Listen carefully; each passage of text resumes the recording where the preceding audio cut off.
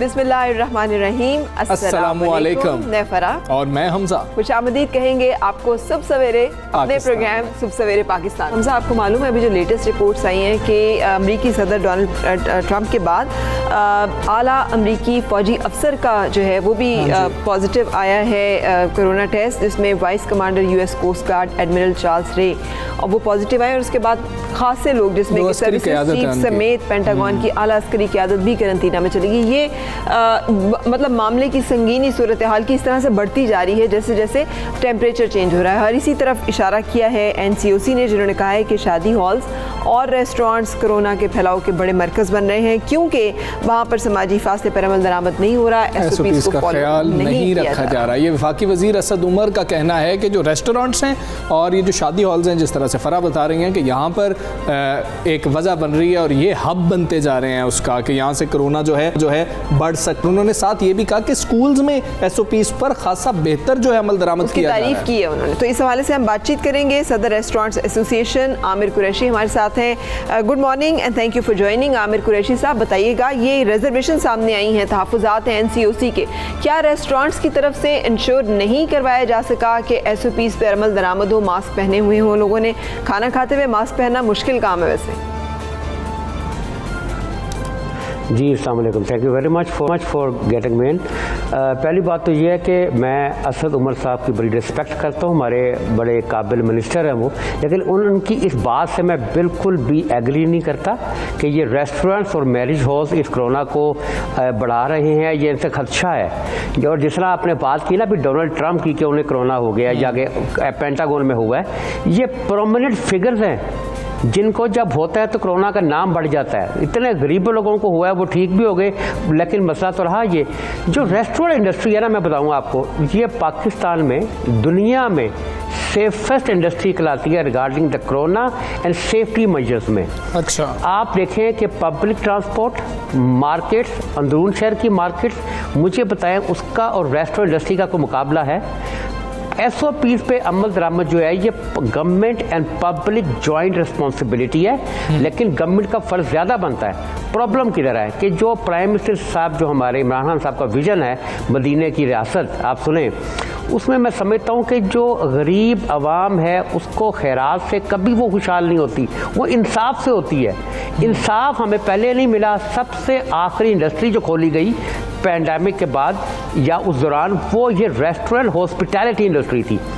इसका कोई कंपैरिजन बनता ही नहीं है। मुझे आप बताएं, अब SOPs की आप बात करते हैं, आप खुद देख लें कि आप घर से एक फैमिली रेस्टोरेंट में जा रही है, ठीक, रेस्टोरेंट में जा रही है और घर से एक गाड़ी में 5 लोग बैठ के आ रहे हैं, रेस्टोरेंट में आके अलग अलग हो जाएंगे, वापस उसी गाड़ी में जाएंगे।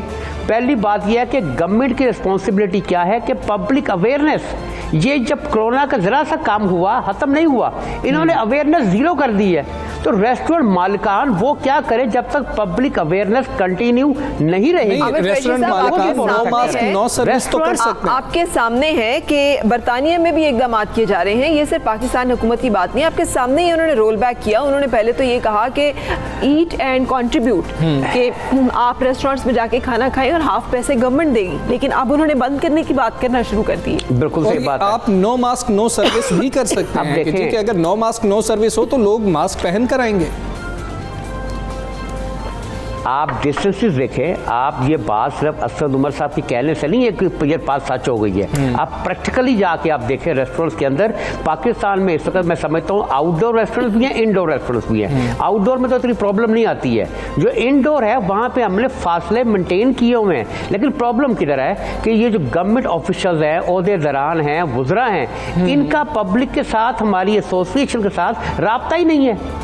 जब एक राब्ता नहीं होएगा तो मुझे बताएं ये गैप कैसे कंप्लीट होएगा? ठीक है कुरैशी साहब, हमने लोगों से बात की है, अपने एंड पे जो हो सकता हूं कर रहे हैं। कुरैशी साहब, हमने लोगों से बात की है, लोगों ने क्या कहा, वहां पर हालात क्या थे, जरा आपको एक दफा वो दिखाते हैं।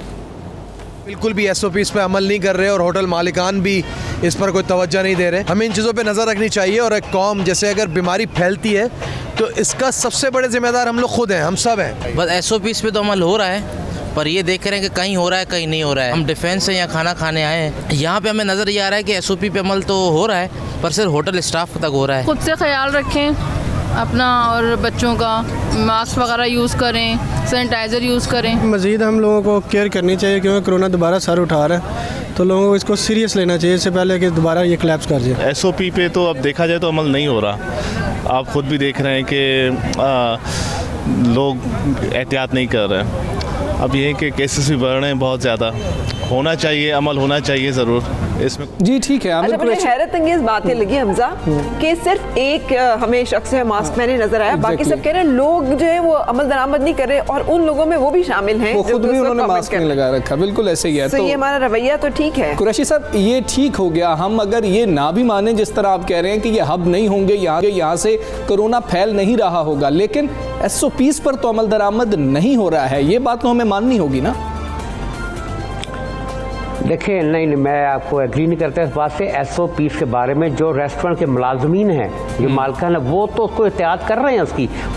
ये पब्लिक वही है जो सिर्फ रेस्टोरेंट में नहीं जाती है, ये मॉल्स में भी जाती है, ये अंदरून शहर की मार्केट में भी जाती है, ये पब्लिक ट्रांसपोर्ट के अंदर भी बैठती है। मुझे आप बताइए, पब्लिक ट्रांसपोर्ट का साइज 4 बाई 6 फुट का होता है, सरकारी बसेज है, मुझे आप उसकी भी तो वीडियो दिखाएं ना ज़रा कि गवर्नमेंट का ध्यान उधर किधर है। एक ही इंडस्ट्री पर उनका जोर पड़ता है जो हॉस्पिटैलिटी है, जिसको खोला भी सबसे आखिर में गया। पब्लिक तो एक ही है, पाकिस्तानी हम सब एक ही हैं, जो रेस्टोरेंट में भी आ रहे हैं, पब्लिक ट्रांसपोर्ट के अंदर भी बैठ रहे हैं, मेट्रो में भी बैठ रहे हैं, वहाँ किधर है मुझे बताएं सोशल डिस्टेंसिंग। रेस्टोरेंट के अंदर एक टेबल का स्टैंडर्ड साइज होता है। जैसे स्कूल्स ने किया, उनकी अगर 60 बच्चों की क्लास थी तो उन्होंने कहा कि 30-30 में डिवाइड कर दें, 2 दिन आए। क्या रेस्टोरेंट्स ने भी इस तरह का कोई अमल दरामद किया कि अगर उनकी 20 लोगों की 20 टेबल्स हैं तो उसको वो 10 में महदूद कर दें ताकि उसके नतीजे में ज़्यादा बेहतर जो है समाजी फासले को मेंटेन किया जा सके? मैं ये समझता हूँ कि ये जो आपने वीडियो भी दिखाई है ना मुझे, ये स्ट्रीट रेस्टोरेंट्स की है जहाँ पे हम बहुत तकीद करते हैं कि ऐसा ना करें। कभी हमारी सोसाइटी के साथ मिलकर अब रेस्टोरेंट पे चलें, आपको रेस्टोरेंट दिखाएं हम जिन्होंने ऐसे ही किया हुआ जैसे आप फरमा रही हैं, एक सीट छोड़ के सीट पे बैठाए हुए हैं और आउटडोर में वैसी प्रॉब्लम नहीं होती है। तो मसला ही कहने का ये सिर्फ एक मेरी रिक्वेस्ट है गवर्नमेंट से कि ये सारा फोकस ये पब्लिक सिर्फ रेस्टोरेंट के लिए निकली हुई है और ये तो पब्लिक ट्रांसपोर्ट में भी जाती है, अंदरूनी शहर में भी जाती है।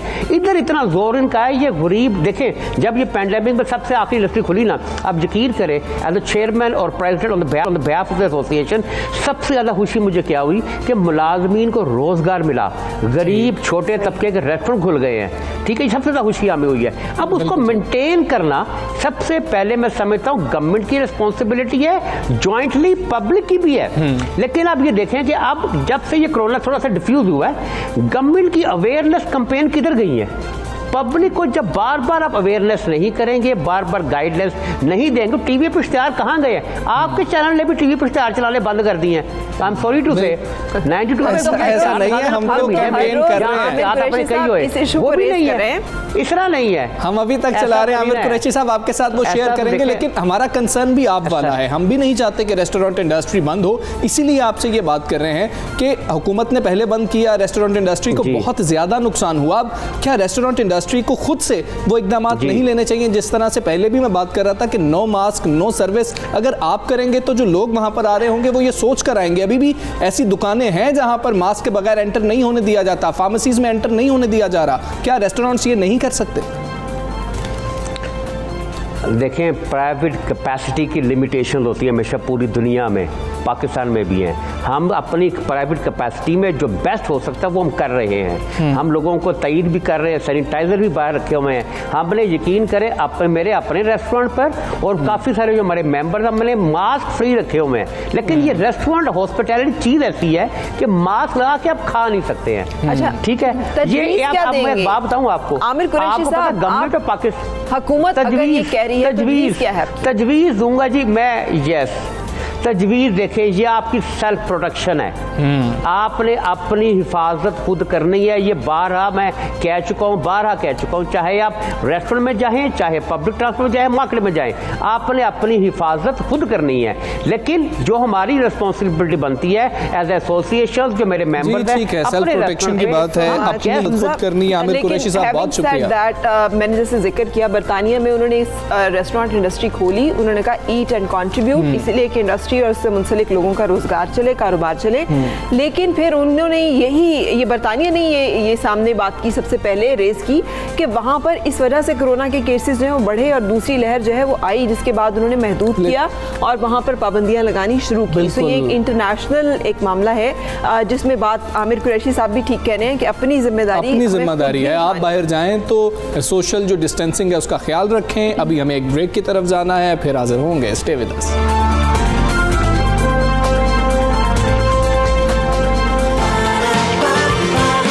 सुबह सवेरे पाकिस्तान,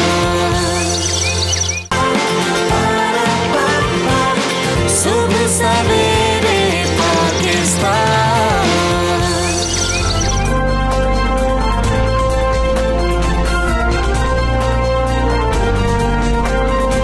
खुशामदीद सुबह सवेरे पाकिस्तान में। और एक बात जो कि आज तक हम लोगों को समझ नहीं आ रही और बहुत सारे लोग हैं, उसे आज हम कोशिश करेंगे आपको समझा सकें।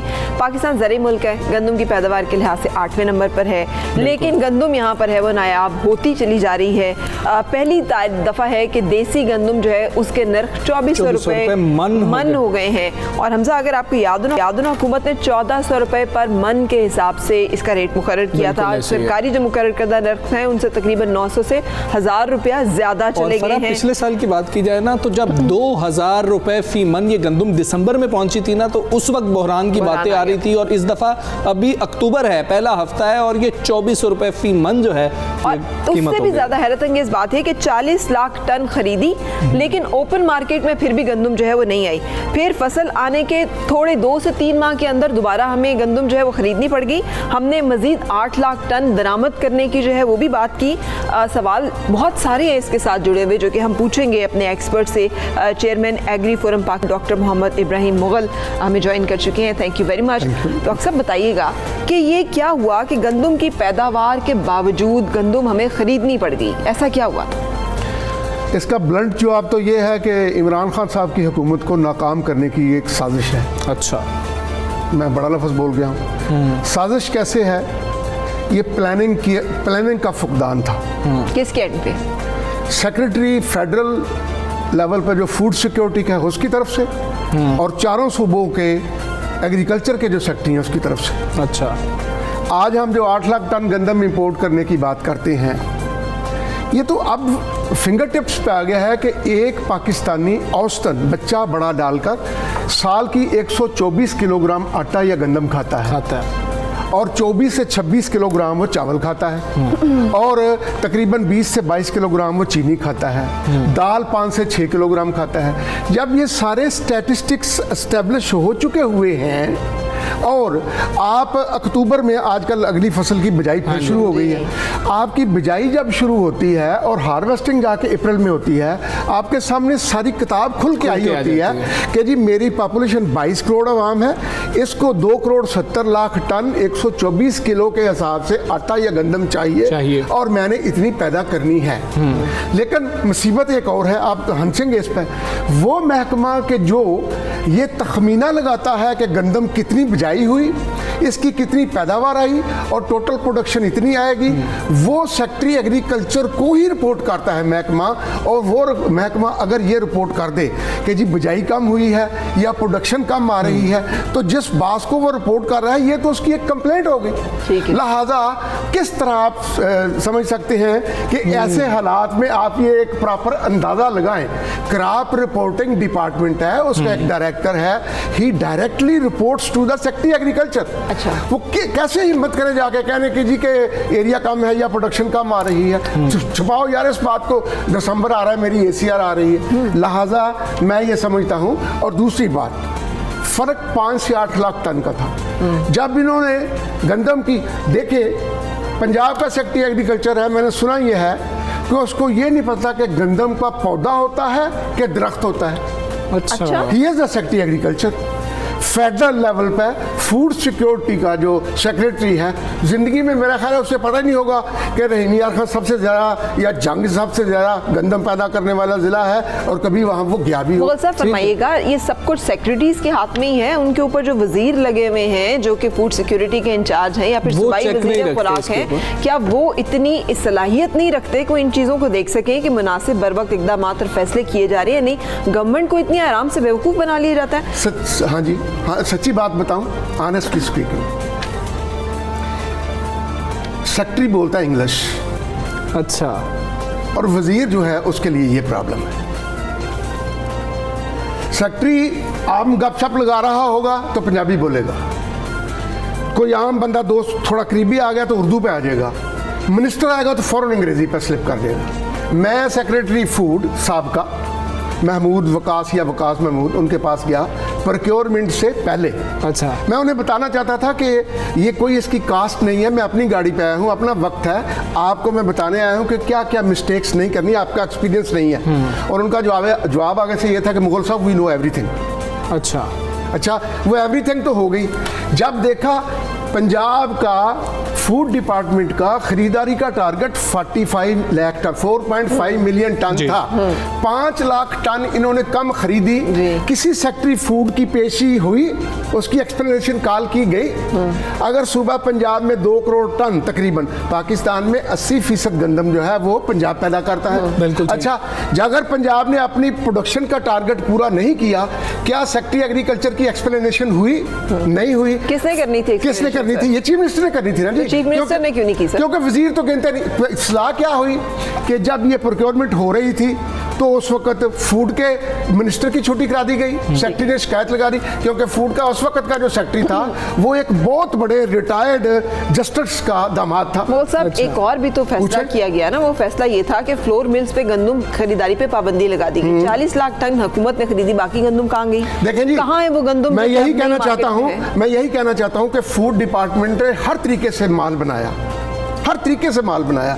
पाबंदी लगी तो माल बना। देखे ना रात को ट्रक आ रहे हैं या नहीं आ रहे हैं। जब आपको टारगेट 4.5 मिलियन टन का दे दिया गया, जब आपको 144 लगाने के इख्तियारात दे दिए गए, जब आपके डीसीओ आपके साथ कोऑपरेशन कर रहे हैं, आप फिर भी पंजाब फूड डिपार्टमेंट वो प्रोक्योरमेंट करने में नाकाम रहा और पंजाब एग्रीकल्चर डिपार्टमेंट प्रोडक्शन करने में नाकाम रहा। लेकिन फयाजुल हसन चौहान तो और बाकी लोग तो इसको पंजाब और सिंध तक बात लेंगे ना, सिंध की वजह से मसला पैदा हो गया। वो पंजाब की पैदावार फी एकड़ 29 to 30 मान पर एकड़ है। सिंध की आज भी 33-34 मान है, नंबर 1। नंबर 2, सिंध की देख लें प्रोपोर्शनेटली, सिंध ने 1 मिलियन टन गंदम खरीदी 35 अरब रुपए की। सूबा पंजाब में जैसे अर्ज कर रहा हूं कि 80% of the total cake goes to सूबा पंजाब। चाहिए तो ये था कि पाकिस्तान को हमें चाहिए एक साल के लिए 70 लाख टन गंदम हो, एवरेज 10 लाख टन शुरू हो, सितंबर से शुरू हो जाए, हमारा अप्रैल आ जाता है। कोई ये रॉकेट साइंस नहीं है कैलकुलेशन करना। जब मेरे पास स्टॉक आ गया, मुझे पता है ये 60 लाख टन आ रहा है और मुझे चाहिए 70 लाख टन, तो फिर अरेंजमेंट्स तो मुझे मई में कर लेने चाहिए शुरू। ठीक है, लेकिन तो मसले का हमें हल क्या मिलेगा? आप ये हमें बता दीजिए कि जो मसले का हल है, जैसे आपने कहा कि बाबू लोग जो है वो अंग्रेजी बोलते हैं और काबीना को शायद उसकी समझ नहीं आ रही होती है या मिनिस्टर को समझ नहीं आ रही होती है। इशू हुआ जो हमने भी अभी रोजनामा 92 न्यूज ने भी रिपोर्ट किया था, जो यहाँ पर के ऑडिटर जनरल ऑफ पाकिस्तान ने पोल्ट्री सेक्टर को 8 लाख टन जो गंदम सस्ते दामों फरोख्त किए, वो 1400 रुपए मन के हिसाब से पीटती रही फ्लोर मिल्स एसोसिएशन के 1400 रुपए मन के हिसाब से आप उन्हें कैसे दे रहे हैं? इंसानों को तो दें, पोल्ट्री फीड्स बाद में दें। इस तरह की बातों पे क्या कहें? और रिपोर्ट पहले आ गई, तहकीकात कब फैसला किया देखिए, जब रिपोर्ट्स होती है ना, रिपोर्ट्स में मिनिस्टर को ऑनेस्टली स्पीकिंग कॉन्फिडेंस में नहीं लिया जाता और अक्सर सेक्रेटरी बाबू जो हैं वो रिपोर्ट्स डायरेक्ट चीफ मिनिस्टर को भेजते हैं, कापी मिनिस्टर को भेजते हैं। मिनिस्टर ना उसे रोक सकता है ना फॉरवर्ड कर सकता है। चारों सूबों के सेक्रेटरी एग्रीकल्चर, चारों सूबों के सेक्रेटरी फूड और मरकज का फूड सिक्योरिटी का सेक्रेटरी 9 बंदों को बुला ले, कमरे में बंद कर ले, इन्हें पूछें कि एवरेज 5 से 10 लाख आप पर एक महीने का खर्चा आ रहा है मेरे और आपके टैक्सों का, और इसके बदले में आपने हमें दिया क्या है? प्रोडक्शन पूरी नहीं दी, प्रोक्योरमेंट पूरी नहीं की। आज वो बंदा पाकिस्तान के 72 साल में आटा 35 रुपए किलो तक पहुंचा था। 2 सालों में आटा 70 रुपए किलो पहुंचा दिया गया। इमरान खान साहब, आप समझते नहीं तो ज्यादा बात है। बाबू आपको नाकाम करने में, बाबू आपको नाकाम करने में कोई कसर नहीं छोड़े। क्राइसिस का हल क्या है, कैसे हल होगा? क्या इस सीजन में तो मसला आ गया, अगले सीजन में भी आप यही देख रहे हैं कि ऐसी मामला? देखें, अपने किसान से आप लेते हैं 1400 रुपए मन गंदम। आप कास्ट ऑफ प्रोडक्शन देखें, अफगानिस्तान को स्मगलिंग क्यों नहीं रोकते? अच्छा, कहते ये है जी कि हम नहीं रोक सकते, सेक्रेटरी ने रोकनी है सर। ये असल में तो काम ही उसका है, असल में तो सेक्रेटरी का काम है, कोई मिनिस्टर नहीं रिस्पॉन्सिबल इसके लिए। और दूसरी बात, मुझे कहते हैं जी कि क्या करें मुगल साहब, बड़ा पोरस है वो जो हमारा बॉर्डर है, ये है वो। अच्छा, वो तो पोरस है। 1400 रुपए वाली गंदम वहाँ 1800 में बिक जाए। इंडिया में यूरिया खाद की एक बोरी पाकिस्तानी रुपयों में 700 रुपए की है, और पाकिस्तान में वो हम बेच रही है, हुकूमत या कंपनियां बेच रही हैं 2000 रुपए में। 10 करोड़ बोरी सालाना इस्तेमाल है। इंडिया की कभी एक बोरी स्मगल होके पाकिस्तान नहीं आई, कभी एक बोरी नहीं आई स्मगल होके। That is called the governance, और that is called the rate of the government. अच्छा, यहाँ so lack of governance is the issue. Planning and governance, planning and governance is an issue. अगर वो कहते हैं ना जी, the prior planning will prevent your poor performance. ठीक है, अच्छा, बिल्कुल ठीक हो गया। मुगल साहब, बहुत शुक्रिया आपका, आप आए और आपने जो चीजें थी वो बिल्कुल सामने रखी, और खुद आपका एक्सपीरियंस था और आपने वो शेयर किया। थोड़ा सा नोट कर लें कि सेक्रेटरी फूड के दफ्तर से, जो मुझे और आपको नहीं पता होता कितना स्टॉक पड़ा है, वो जो फ्लोरमैन वाले हैं उनको दाने दाने का पता होता है कि आज वहाँ स्टॉक पड़ा है, आज यहाँ पर। जब तक आप इन कॉन्फिडेंसेस को नहीं कंट्रोल करेंगे, आप ब्लैक में बिल्कुल ठीक है, इनको कंट्रोल करना होगा। बहुत शुक्रिया, मुगल साहब हमारे साथ मौजूद थे। सुबह सवेरे पाकिस्तान।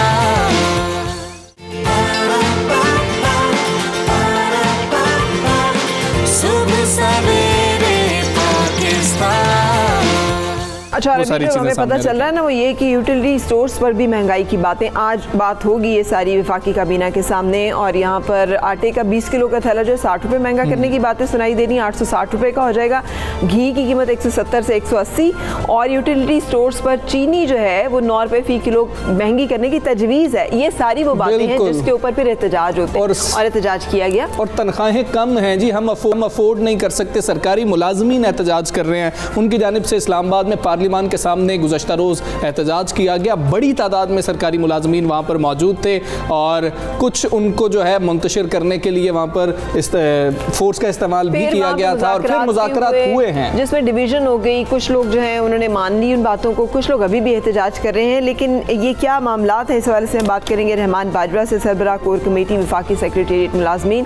बाजवा साहब, फरमाइएगा कि सरकारी मुलाजमीन जो है उनका मुतालबा क्या है?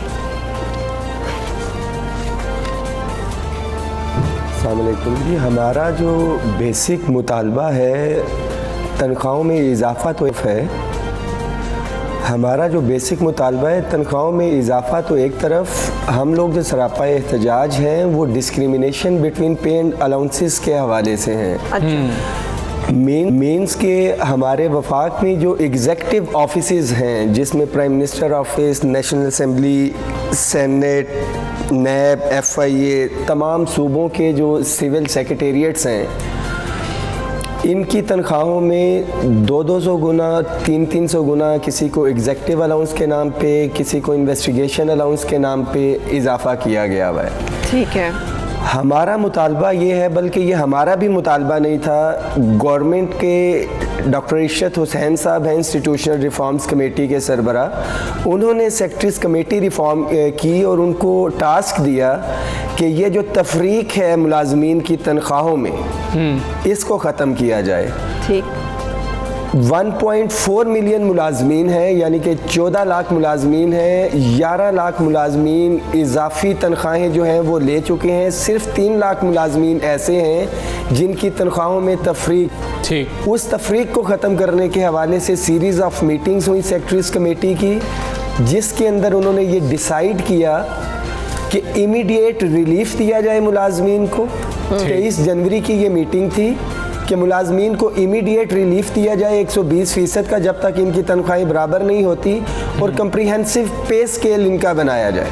ठीक। गवर्नमेंट ने पे एंड पेंशन कमीशन बनाया 14 अप्रैल को, आई थिंक 14 अक्टूबर को इसकी डेट ख़त्म होने जा रही है और मुलाजमीन के लिए अलमिया ये है कि रिकमेंडेशन आनी थी इस 14 तारीख को। हमारा इसके अंदर जो पे एंड पेंशन कमीशन का सरबराह है वही अभी तक नहीं लगा और इसको कहा जाता है कोरोना की वजह से। रात आपका कुछ मामलात पर इत्तेफाक तो हो गया, करने हैं। ठीक है बाजवा साहब, कुछ इत्तेफाक हो गया, कुछ रिटन चीज़ें थी जो सामने आ रही थी, उस हवाले से बता दीजिएगा। पेंशन का मामला था, ग्रेचुटी का मामला था और जो सालाना इंक्रीमेंट्स थे उस हवाले से भी क्या मामला तय पा गए हैं? सर जो मामला तय पाए, हमारा हर कैबिनेट के रोज़ वफाकी ग्रैंड अलाइंस हमने बनाया, इस्लामाबाद की 19 तंजीमें हैं इसमें। हमारा जो मुतालबात डिस्क्रिमिनेशन के हवाले थे, जो र्यूमर्स थी गवर्नमेंट के, देखें हम बड़ा क्लियर कट स्टांस है हमारा, गवर्नमेंट चाह रही है, बट जो लोग फाइनेंस डिवीज़न में बैठे हुए हैं, गवर्नमेंट की पहले भी थी, कैबिनेट ने डिसीजन भी दिया है इस हवाले से कि मुलाजमीन को रिलीफ दिया जाए, but finance division is the main hurdle कि वो कैबिनेट की जो डिसीजन है वो उनको नहीं मान रहे हैं। अच्छा, सेक्रेटरीज कमेटी की जो रिकमेंडेशंस हैं, रूल ऑफ बिजनेस में है कि नजर आ रहा है, हल होता हुआ दिखाई दे रहा है, और अगर खुदा न खास्ता ये सिलसिला इसी तरह चलता है तो क्या आगे लाइन ऑफ एक्शन है, क्या करने का आपने सोच रखा है? देखिए इस्लामाबाद के जो मुलाजमीन हैं और जो वफाकी सेक्रेटरीट के मुलाजमीन हैं, हम हर मंगल को जो कैबिनेट की मीटिंग है उसमें हम अपना एहतजाज करते हैं। गवर्नमेंट ने हमें यकीन दहानी दिलाई है ठीक, और इंशाल्लाह ताला हमें उम्मीद है कि यही गवर्नमेंट हमें रिलीफ प्रोवाइड करेगी। जो र्यूमर्स थी उसके ऊपर तो हमें यकीन दहानी आ गई, रिटर्न इन्होंने दे दिया कि पेंशन ख़त्म नहीं कर रहे, इंक्रीमेंट ख़त्म नहीं कर रहे, जो रिटायरमेंट की एज है उसको कम करने नहीं जा रहे। बट हम हर मंगल कराई और आपको उम्मीद भी है कि हल होंगे। रहमान बाजवा साहब हमारे साथ मौजूद थे, बहुत शुक्रिया आपका। सुबह सवेरे पाकिस्तान,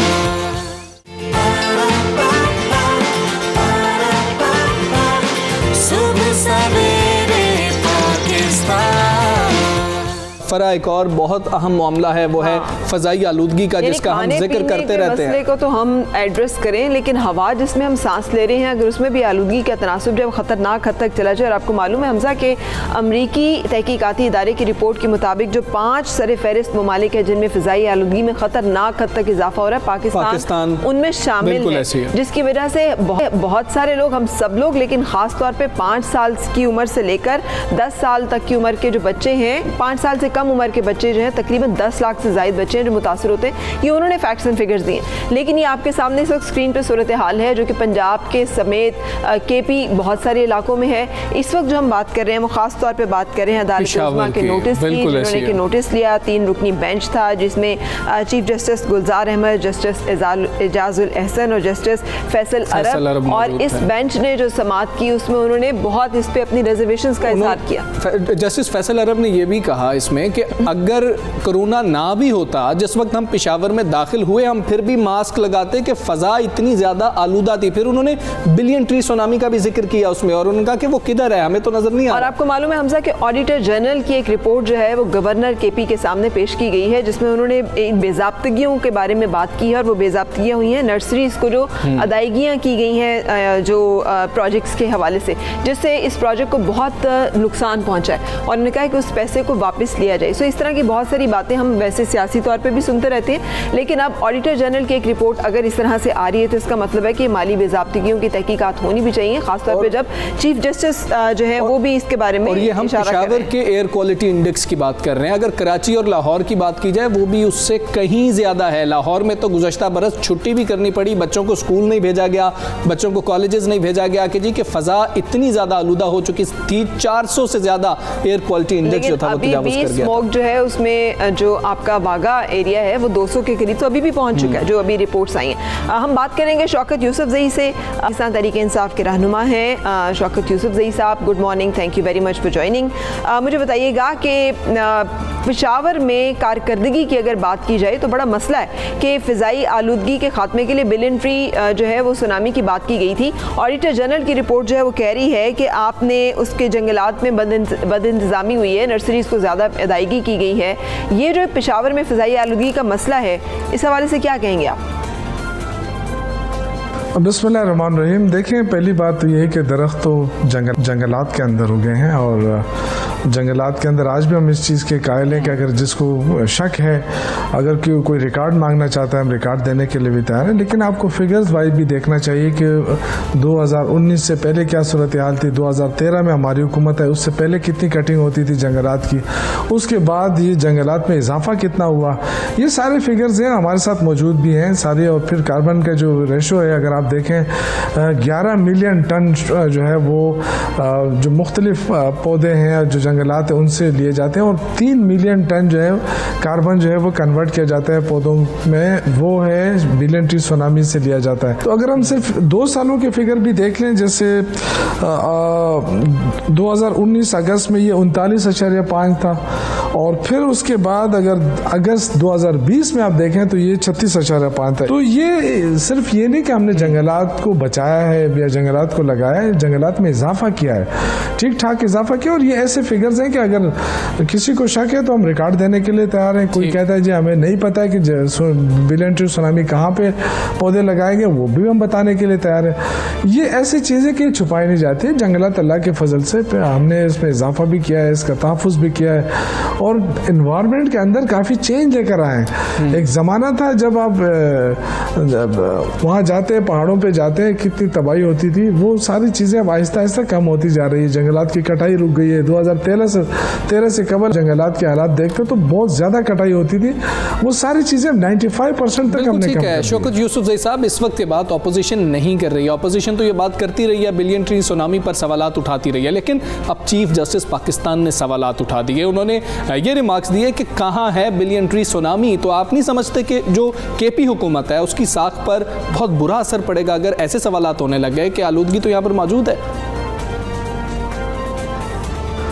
देखिए, चीफ जस्टिस साहब ने क्या पोल खोल दिया, मतलब उन्होंने जो बात की है उसमें हमारे पास उसका जवाब मौजूद है, हमने जवाब दे दिया है। वो चीफ जस्टिस साहब है, वो जाहिर है वो अदालत है, वो ऑब्जर्व करते हैं, उनकी बात को हम गलत तो नहीं बता सकते, लेकिन जाहिर है उनको वो चीज़ें नहीं बताई गई थी या शायद उन तक नहीं पहुंचाई गई थी जो इस सूबे ने किया है, जो इसकी परफॉर्मेंस रही है, जो हमारा दूसरा टेनेवर है। अगर इसको कंपैरिजन आप करें सिंध के साथ, पंजाब के साथ या किसी और के साथ, फिर पता चल जाएगा कि जी यहाँ पे क्या हुआ है, दूसरे सूबों में क्या हुआ है। लेकिन बहरहाल हमारा काम है कोशिश करना, मेहनत करना, वो हम इंशाल्लाह कर रहे हैं। हमारी पूरी एक टीम है वज़ीर आला महमूद खान की क़यादत में और वो काम कर रही है। इंशाल्लाह ताला बेहतरी जो मज़ीद हमारे 3 साल रहते हैं उसमें मज़ीद बेहतरी ठीक है। शौकत यूसुफज़ई साहब, बहुत शुक्रिया, थैंक यू वेरी मच। सुबह सवेरे पाकिस्तान,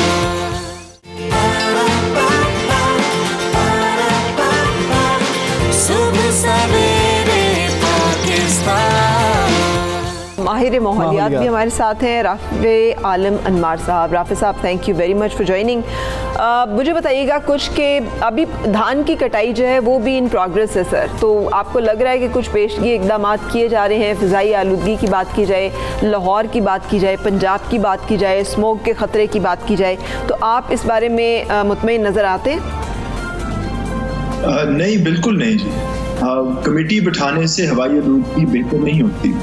तो कमेटी बिठाने से जो इस वक्त हालात हैं पाकिस्तानी शहरों के, US air quality life index ने एक रिपोर्ट छापी थी पिछले साल। उन्होंने कहा था कि पाकिस्तान के शहरों में लाइफ एक्सपेक्टेंसी जो है वो एवरेज तौर पे 2 साल कम होती है हवाई आलूदगी की वजह से, और कि लाहौर में ये लाइफ एक्सपेक्टेंसी जो है 5 साल तक कम हो सकती है हवाई आलूदगी की वजह से। अब 2018 में फूड एंड एग्रीकल्चर ऑर्गेनाइजेशन और पंजाब के एग्रीकल्चर डिपार्टमेंट ने एक रिपोर्ट छापी थी जहां उन्होंने ये बताया कि सालाना तौर पे हवाई आलूदगी में तकरीबन 45% हिस्सा सिर्फ ट्रांसपोर्टेशन सेक्टर का है, जो कि पाकिस्तान के अंदर पेट्रोल और डीजल जो इस्तेमाल किया जाता है और जो पुराने ट्रक इस्तेमाल किए जाते हैं, इसकी वजह से जो धुआं निकलता है इसमें हवाई आलूदगी में काफ़ी ख़राबी आती है। और फिर 20% हवाई आलूदगी जो है वो हमारी एनर्जी प्रोडक्शन यानी कि बिजली की पैदावार की वजह से, हम जो कोल या डीजल या फर्नेस ऑयल इस्तेमाल करते हैं बिजली पैदा करने की वजह से, इसमें भी हवाई आलूदगी जो है पैदा होती है और शिद्दत बढ़ती है। और तीसरा सनत, जो इंडस्ट्रियल प्रोडक्शन है, हमारे सनतकार जो है पता नहीं क्या क्या और कौन कौन से धुएं जो हैं अपनी इंडस्ट्री से छोड़ते हैं जिसमें हवाई आलूदगी की शिद्दत बढ़ती है। और इसके बाद ये फसलें काटना, कंस्ट्रक्शन डस्ट, रोड डस्ट, ये तो छोटी मोटी चीजें हैं। तो इस वक्त हम जो कमेटियां देख रहे हैं भट्टों पे और ये फसलों के जलाने पे, ये तो मैं समझता हूँ छोटी कार्रवाई है। ठीक है। मेजर इश्यूज हैं वो है फ्यूल क्वालिटी और एनर्जी प्रोडक्शन और इंडस्ट्रियल प्रोडक्शन। और तो वहाँ बात तो की गई थी कि यूरो 5 जो है पाकिस्तान में लाया जाएगा, तो उस बारे में आप समझते हैं कि कुछ पेशरफ्त हुई है और हमें पाकिस्तान को फ्यूल मिल सकेगा जो कि फ़िज़ाई आलूदगी में कमी का बायस बने? जी, पिछले साल कुवैत, जहां से हम गाड़ियों का पेट्रोल और डीजल इंपोर्ट करते हैं, उन्होंने बताया कि वो यूरो 2 पेट्रोल जो है बनाना बंद कर देंगे। उसकी वजह से पाकिस्तान में जो पेट्रोलियम डिवीजन है उन्होंने इस साल एक नोटिफिकेशन जारी किया है कि दिसंबर तक जो पाकिस्तान के अंदर पेट्रोल इंपोर्ट होगा वो यूरो 5 के स्टैंडर्ड का होगा। लेकिन अब तक वो दिसंबर का वक्त आया नहीं है। ये नोटिफिकेशन एक कागजी कार्रवाई है, मगर इंशाल्लाह अगर यूरो 5 पे हम पहुंचे तो बेहतरी हमें नजर आएगी। मगर सिर्फ पेट्रोल हटाने, बेहतर करने से नहीं होगा। हमारे जो 30 40 साल पुराने ट्रक हैं जो कि जीटी रोड और आपको पेशावर में भी नजर आते हैं, उसकी वजह से पेशावर के अंदर हवाई आलूदगी काफी बुरी है, उनको अपग्रेड करना। राफी साहब, ये बात हुई, पाकिस्तान ने ये बात कही जब लाहौर के हालात पिछले साल ख़राब हुए, स्कूल्स बंद करने पड़े, स्मोक बहुत ज़्यादा थी, कि ये भारत में जो आग लगा दी जाती है, धान की फसल होती है, कटाई के बाद आग लगा दी जाती है, इस वजह से पाकिस्तान पर असरात है। और भारत ने भी यही बात की, भारत ने पाकिस्तान पर डाल दिया। ये बात किस हद तक दुरुस्त है? देखिए, आपको बरसात के मौसम का तो पता है, जब इंडियन ओशन से हवाएं जो हैं बारिशों के साथ नॉर्थ इंडिया के ऊपर से फिरती हुई पाकिस्तान तक पहुंचती हैं, मगर सर्दी में जो हवा फिरती है इस खित्ते के ऊपर, ये इंडियन ओशन से नहीं आती, ये अरेबियन सी और वेस्ट से आती है। इनको वेस्टर्ली डिस्टर्बेंसेस कहते हैं। और ये हवाएं जो हैं पाकिस्तान से हिंदुस्तान की तरफ की होती हैं, स्पेशली ड्यूरिंग ये विंटर मंथ्स। तो ये कहना कि हिंदुस्तान से हवा पाकिस्तान को आ रही है, ये तो देख लें नेचर के खिलाफ है। जो इधर कटाई और जलाई होती है पाकिस्तानी फसलों की, उसका जो धुआं है वेस्टर्ली डिस्टर्बेंसेस की वजह से हिंदुस्तान की तरफ जाता है। और हाँ, फिर वो दुरुस्त है कि हमारा धुआं उनकी हवाई आलूदगी में बुरी तरफ लेकर जा रहा है। क्या है आपकी तरफ से सर, क्या किया जाना चाहिए? इधर उधर हो जाती है, मगर वेस्टर्ली डिस्टर्बेंस एक वेदर पैटर्न है और ये 3-4 महीनों के लिए रहता है। ठीक, क्या किया जाना चाहिए ताकि इस मसले के ऊपर जो है काबू पाया जा सके? सबसे पहले देखिएगा, मसले का तो हमें पता है, मगर सरकारी तौर पर इसको नापने का और समझने के कोई तरीके नहीं है। इस वक्त पंजाब में हवाई आलूदगी को मेजर करने के लिए सिर्फ 5 मॉनिटर हैं, लेकिन 36 डिस्ट्रिक्ट हैं पंजाब में। हर डिस्ट्रिक्ट में कम से कम 10-15 मॉनिटर होने चाहिए। फिर हमारी आंखें खुलेंगी और हमें पता चलेगा हवाई आलूदगी कहाँ है और उसकी शिद्दत कहाँ। जी ठीक है, मॉनिटर्स बढ़ाने पड़ेंगे। बहुत शुक्रिया, आलम साहब हमारे साथ मौजूद थे और फ़ज़ाई आलूदगी पर यही बात कर रहे थे कि हमारी पॉलिसीज़ कुछ बेहतर होनी चाहिए। कुछ दीगर मामलात पर फ़रा बात करेंगे, एक ब्रेक लेने पहले।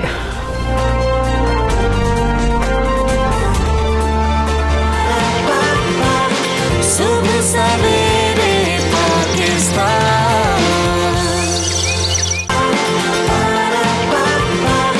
सुबह सवेरे पाकिस्तान।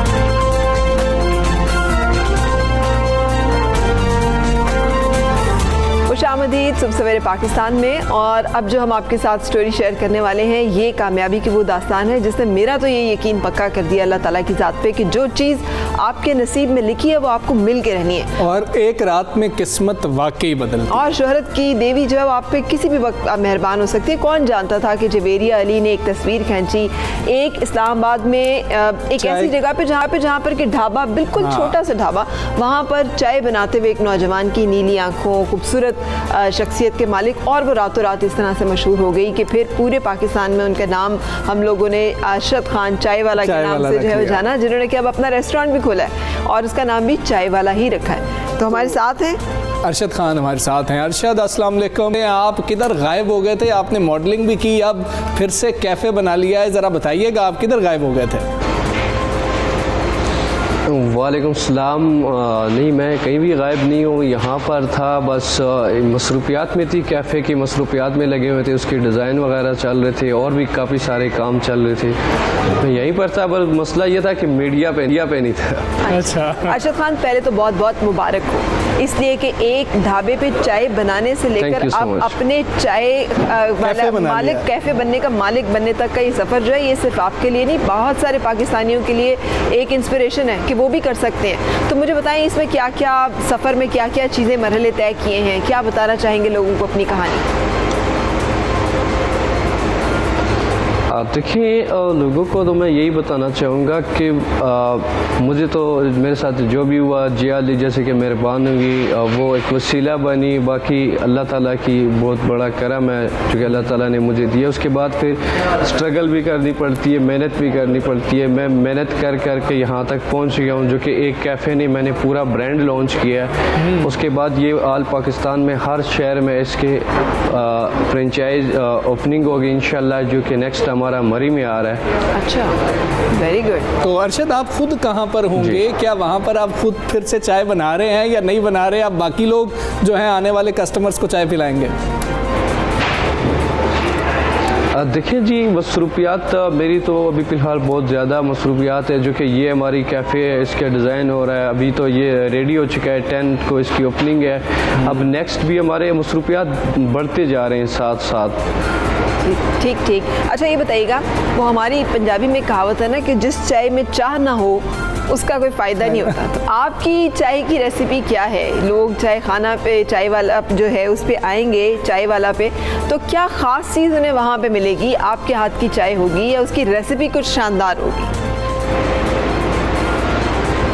देखिए, ये सीक्रेट है, ये नहीं बता सकता हूँ। अच्छा चलें, आप भी ऐसा ना हो कि आप और मैं मिलके कोई कैफ़े शुरू कर लें और वो जो मर्जी शुरू कर लें, लेकिन वो जो चाह वाली जो मैंने बात की है ना, ये इंग्रेडिएंट जिसकी तरफ से जितना ज़्यादा होता है जायका और लुत्फ उतना ज़्यादा होता है। सुबह सवेरे पाकिस्तान।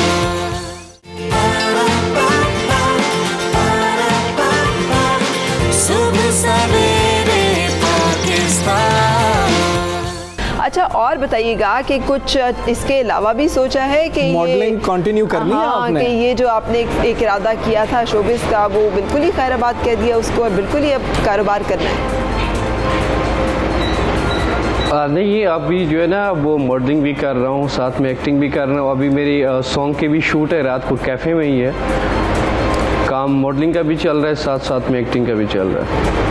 बिल्कुल ठीक है अरशद, बहुत शुक्रिया, आप हमारे साथ थे और हम आपको कहते हैं कि जो आप नया बिज़नेस शुरू कर रहे हैं, 10 को पहली ओपनिंग है और ये पावर ऑफ सोशल मीडिया है। फराद, देखें कि कैसे एक तस्वीर हुई, जैसे आपने जवेरिया का जिक्र किया, फोटोग्राफर थी, उन्होंने एक तस्वीर ली, वो वायरल हुई और उसके बाद अरशद ऐसे वायरल हुए हैं ना कि आज I don't believe in power of anything accept power of God. ये तो बात सिर्फ अल्लाह की एक ख़ास अता और नेमत है, वो जिस पे जिस वक्त जैसे चाहे मेहरबानी कर सकता है। ये किस्मत की देवी की तरफ जाना, उसमें सोशल मीडिया वसीला बन जाए, मेन स्ट्रीम मीडिया वसीला बन जाए, उसमें दुनिया की कोई और चीज़ वसीला बन जाए, वो कुछ भी हो सकता है। मगर ये हमारे सामने है कि कामयाबी जो है वो इंसान के लिए कहीं से भी आ जाती है। मेहनत करना, नेक नीयत रहना शर्त है। मैं अरशद से पहले भी मिली हुई हूँ, मैं I found him a very clean hearted और एक बड़ा अच्छा स्पिरिटेड और एक अच्छे सोल का इंसान। तो अल्लाह ताला जो है बाज़ औक़ात नीयतें और इंसान की जो बहुत सारे ऐसे कर्म उसके होते हैं, उसकी बहुत सारी वजूहात भी होती हैं। अल्लाह ताला हम सबके ऊपर मेहरबानी का सिलसिला रखे। आमीन, हम आमीन। एक ब्रेक की तरफ चलेंगे और आपको फिर एक मिलते हैं। आर्टिस्ट से मिलाएंगे।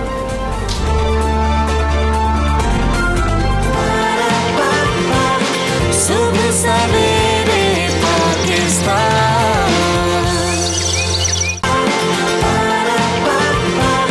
सुबह सवेरे पाकिस्तान।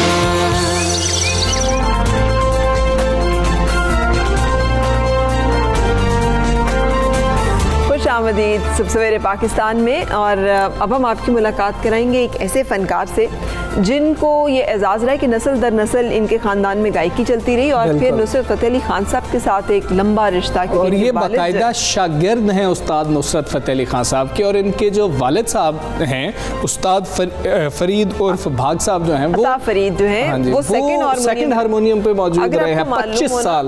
अगर आपको मालूम हो ना तो खान साहब की जो पार्टी थी वो बड़ी मजबूत थी। खान साहब की जो खूबसूरत गायकी है उसमें उन तमाम लोगों का बड़ा कॉन्ट्रीब्यूशन था जो कि खान साहब के साथ संगत में रहे, और इनके वालिद जो हैं वो उनमें से एक थे। उस्ताद काले खान साहब हमारे साथ मौजूद हैं, तो वेलकम जी, थैंक यू। कुछ बताइएगा आप, बाकायदा उस्ताद नुसरत फ़तेह अली खान साहब जिनको मतलब लोगों को ये है कि हम उनको लाइव नहीं सुन सके, आप उनके बाकायदा शागिर्द रहे, वो वक्त थोड़ा सा बताइएगा। वो हमारे उस्ताद हैं। तो मेरे वालिद साहब, पहले मैं बताना चाहता हूँ कि मेरे वालिद साहब 25 ईयर सेकंड हारमोनियम पर गाते रहे हैं, साथ उस्ताद राहत फ़तेह अली खान साहब के वालिद साहब। इन तान जो है वो उस्ताद राहत फ़तेह अली खान साहब उठाया करते थे, तो वालिद साहब जो है वो बीच में संगत में साथ चलते। हाँ जी, बिल्कुल बिल्कुल। अच्छा, बिल्कुल। बल्कि अबू बहुत पहले खान साहब के साथ, जब खान साहब ने स्टार्टिंग की तो अबू साथ चले गए थे। बहुत पुरानी बात है ये। तो सन 90 में अबू ने फिर अपनी पार्टी बना ली और मैंने बाकायदगी खान साहब की शागिर्दी की है, उनसे सीखा है। और मेरा नाम भी काले खान भाग खान साहब ने रखा है। अच्छा माशाल्लाह। सही, लेकिन असल नाम कुछ और है। असल नाम मेरा नज़ाकत अली है। नज़ाकत अली, उन्होंने काले खान भाग। काले खान थोड़ा सा रंग मेरा सांवला था इसलिए। अच्छा, तो खान साहब काले खान बिल्कुल। लेकिन हम बातों के साथ साथ फिर सुनना भी, क्या सुनाएंगे हमें, वो कुछ आज सुना। एक पंजाबी खान साहब की, मैं पंजाबी आइटम है वो। बिल्कुल ठीक है, जरूर।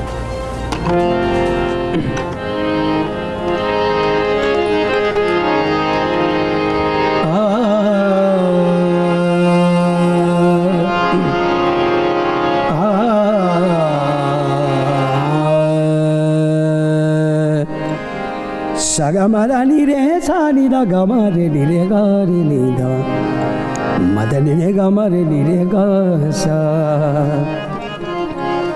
ढोल माया ढोल माया ढोल माया ढोल माया एक बारी हंस के ते बोल माया ढोल माया ढोल माया ढोल माया ढोल माया एक बारी हंस के ते बोल माया ढोल माया ढोल माया।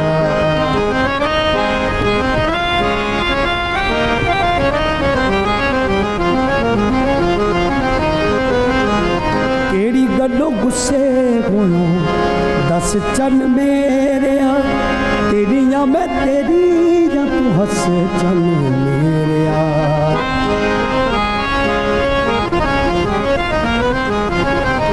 केड़ी गल्लों गुस्से होयो दस चन मेरे तेरिया मैं तेरी या तू हंस चन मेरे दिल वाली गल रज खोल माया ढोल माया ढोल माया ढोल माया गमरे सा गमरे रा गमरे रे गा सा सगमदा गमरे मादरी दा गमरे नी दा नी दा गमरे नी दा गमरे दा गमरे रे गा सा होया की कसूर मैं तो माफ करी सोनिया मेरे वालों दिल नू तू साफ करी सोनिया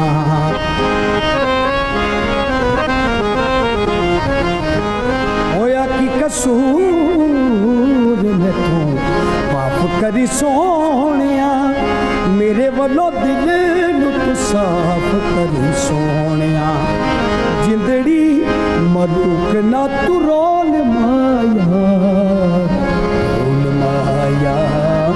ढोल माया ढोल माया एक बारी हंस के ते बोल माया ढोल माया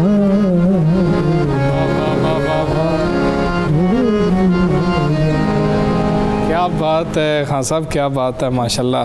खान साहब अभी आगे आप जो अभी गाना गा रहे हैं, आपको बताएं कि कितनी पजीराई मिलती है जब आप क्लासिकल गाते हैं। आज बात होती है कि जब जो क्लासिकल गा रहा होता है शायद उसको पजीराई वैसी आज के दौर में नहीं मिल रही है। हाँ ये है, वैसे क्लासिकल आर्टिस्टों ने काफ़ी मेहनत करके क्लासिकल सीखा है, तो क्लासिकल समझने वाले लोग बहुत कम हैं, लेकिन ये हमारे आम सा ही आजकल पसंद कर रहे हैं। ये अगर आप बॉर्डर के उस तरफ चले जाएं वहाँ तो ऐसे नहीं, बॉर्डर के उस तरफ चले जाएं वहाँ तो ऐसे नहीं है। वहाँ पर तो गाना समझने वाले जो लोग हैं वो गाना गाने वालों तो की बहुत अच्छा सुना जाता है। इंडिया में वो लोग फेमस होता है जो सही गाता है। पाकिस्तान में ऐसे है कि बस सीधा सीधा गाने वालों को ज़्यादा पसंद करते हैं। अच्छा, और जो जितना अच्छा गाते हैं या जितना मुश्किल गाते हैं वो उतनी मुश्किलों में पड़े हुए हैं। चले अल्लाह मुश्किलें आसान करे। और कोरोना के दिनों में बताइएगा, कोरोना के दिनों में क्या कोई मुश्किलात खास रही आर्टिस्टों के लिए? बहुत जी, बिल्कुल काम तो था ही नहीं, सारे आर्टिस्ट बड़े। तो मोटिवेशन फिर क्या होती है जब वो पजीराई उतनी क्लासिकल सिंगर को नहीं मिल रही, तो उसकी मोटिवेशन क्या? जब असातिज़ा दाद देते हैं वो बहुत बड़ी मोटिवेशन है। आप बस यही समझे, जो समझने वाले हैं वो जब दाद देते हैं तो चलो उनको थोड़ा सा हौसला हो जाता है। लेकिन पाकिस्तान में होना चाहिए, क्लासिकल को भी आगे लेके आना चाहिए। एक और कोई चीज़ हमें सुनाए, फिर आपसे एक और ट्रैक सुनेंगे। अभी एक और कोई चीज़ जो है ना हमें लाइव सुनाइएगा। अच्छा जी, एक मेरी अपनी ट्यून बनी हुई है, पहले खान साहब का मैंने पेश किया पंजाबी सॉन्ग, तो मैं चाहता हूँ कि मैं अपनी ट्यून पंजाबी पेश करूँ।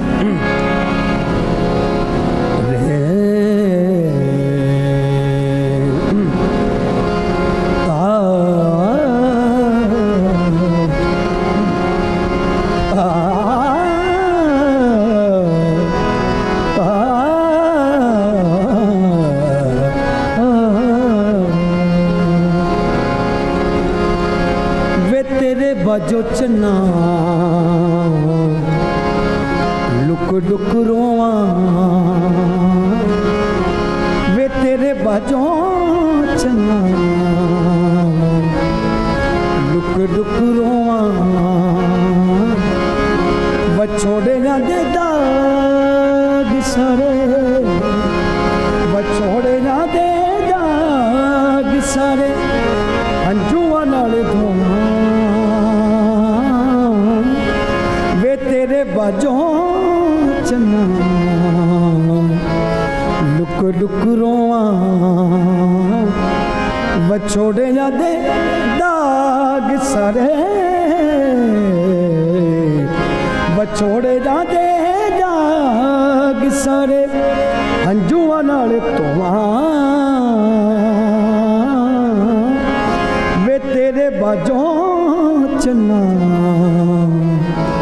लुक लुक रोवा।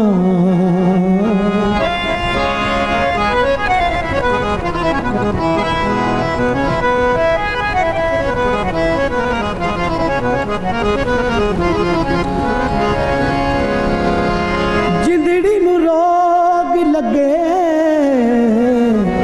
कदी तुम कावेगा ए हो डोला होयास मेरी बेड़े कदे आवेगा ते हो जे रोग लगे, ते हो जे रोग लगे सोचा ते नाले रोवा वे तेरे बाजों चन्ना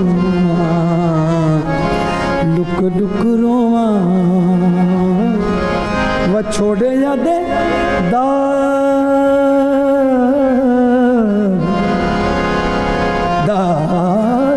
सारे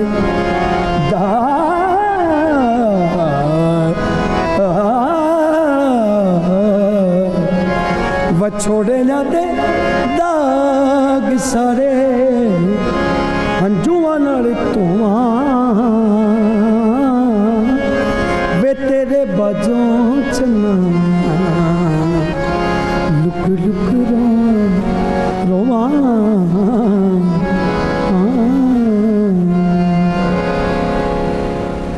क्या बात है जी, बहुत काले खान साहब, हमें तो बहुत मज़ा आ रहा है और आप बहुत अच्छा माशाल्लाह जो है वो गा रहे हैं। और आप हमें ये भी बताएं कि अब आप जब देखते हैं कि बाकी सिंगर्स हैं जिनको बहुत ज़्यादा अवाम जो है पसंद कर रहे हैं, तो कभी अवामी गाने के लिए की कोशिश नहीं की कि जी कि हमें भी वो गाना चाहिए जो बाकी गा रहे हैं और लोग पसंद कर रहे हैं उसको?